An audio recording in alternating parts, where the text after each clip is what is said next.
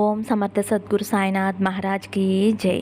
ఓం సాయిరామ్. మన బాబా కుటుంబ సభ్యులందరికీ నమస్తే అండి.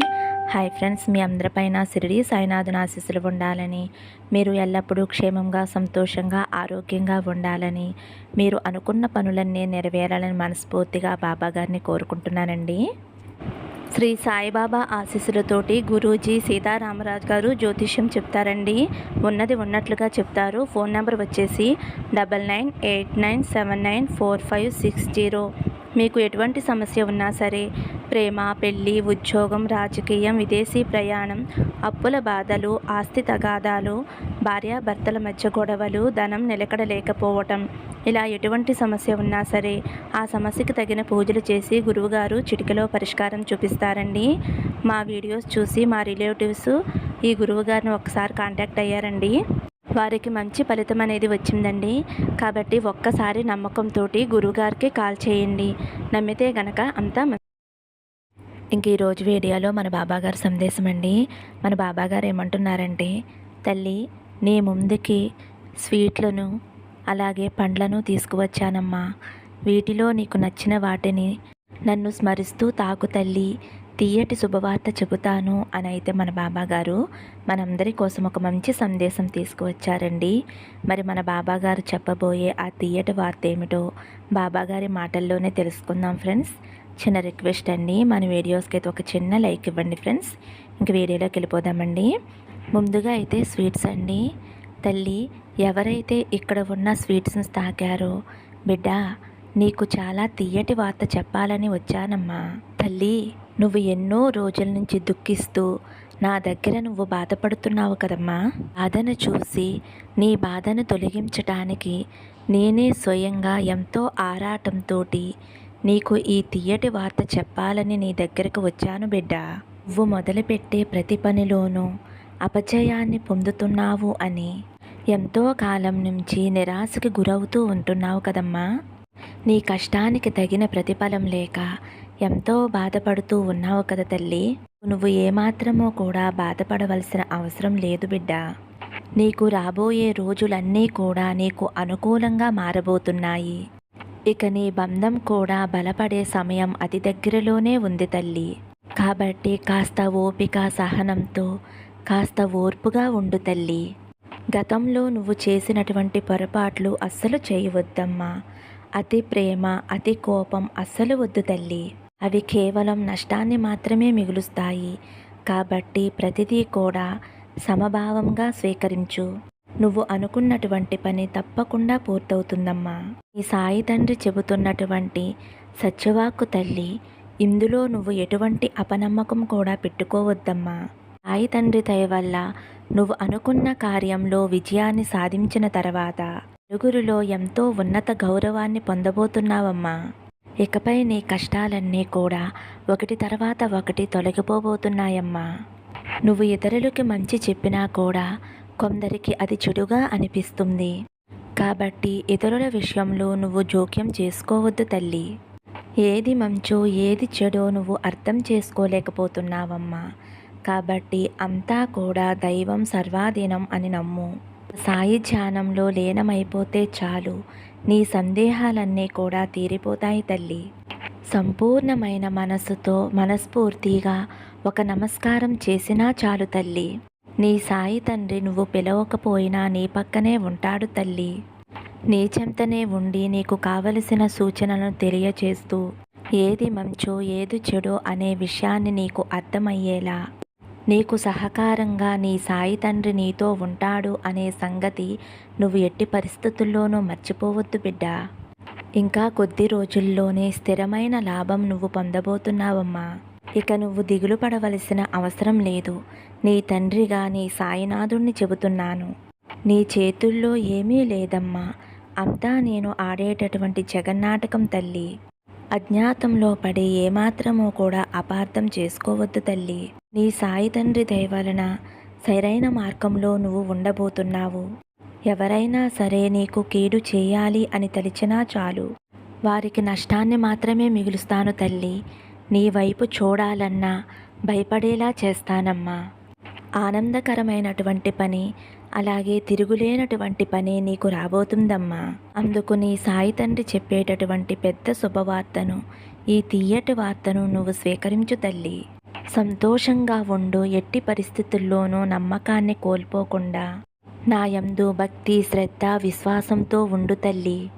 అవెప్పుడూ కూడా నీ సాయి తండ్రి తోడుగా, నీడగా నిన్ను, నీ కుటుంబాన్ని కాపాడుతూ ఉంటాయి తల్లి.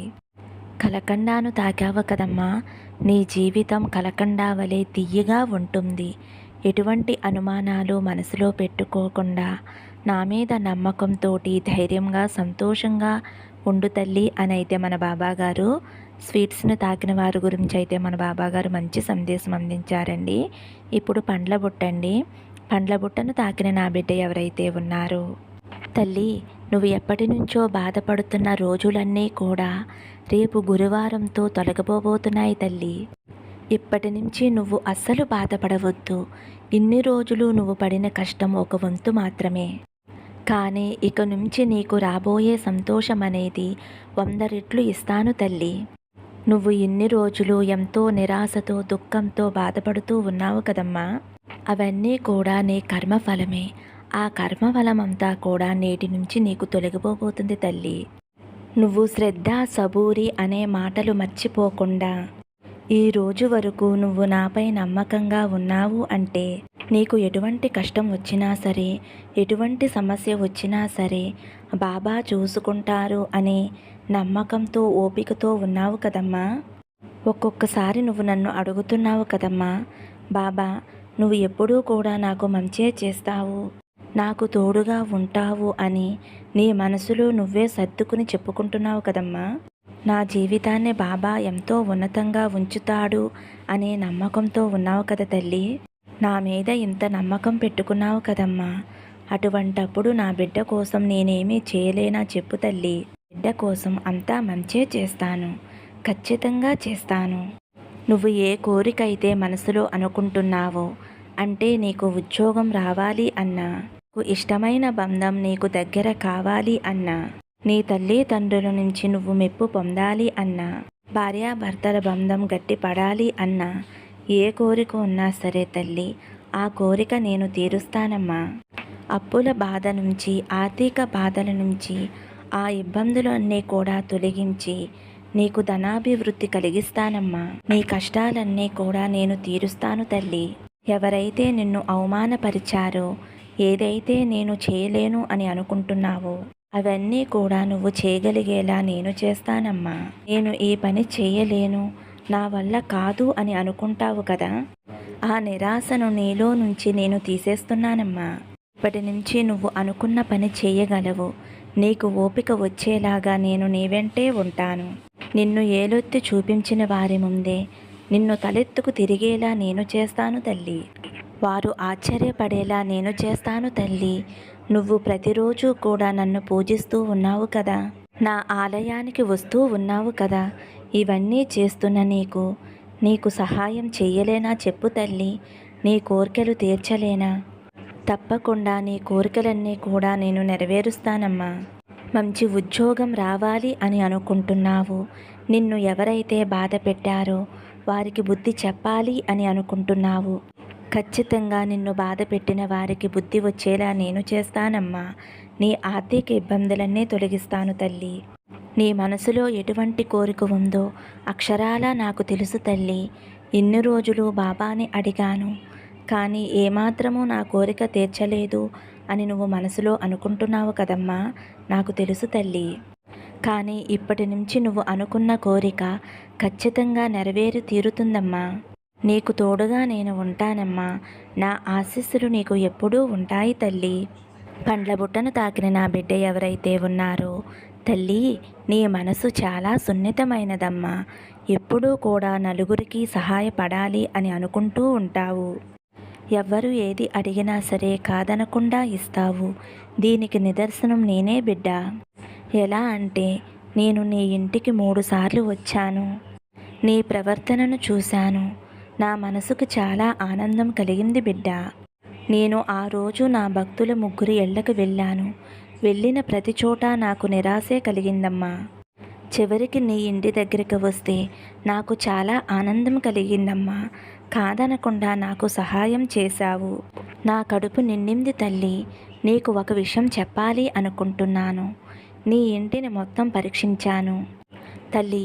రేపు గురువారం నీ ఇంటి ప్రాంగణంలో ఒక అరటి చెట్టు నాటు తల్లి.